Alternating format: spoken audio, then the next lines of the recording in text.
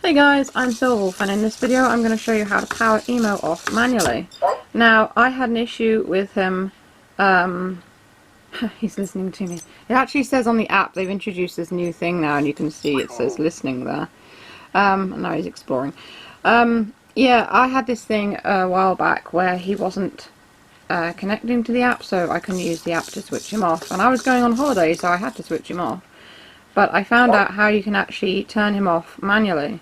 So if you go into the app, and I'll just use my finger here to press, you go into the settings, which is in the upper right hand corner of the app when you're using it. It does have a power off button there, which you can use.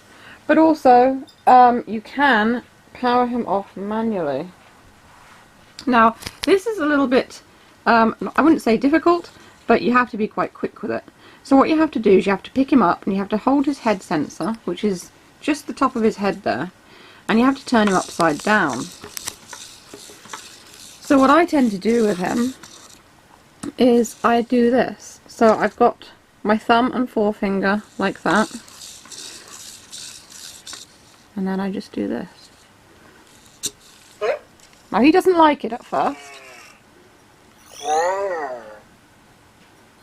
Well, he likes it at the moment, because I managed to get him in such a way that he wouldn't wriggle.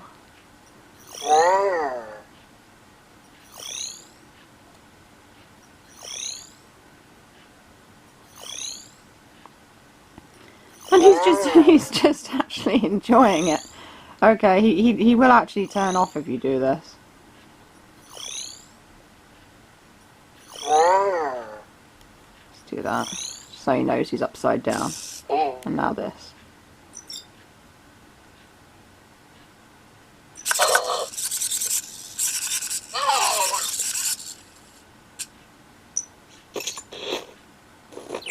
There we go.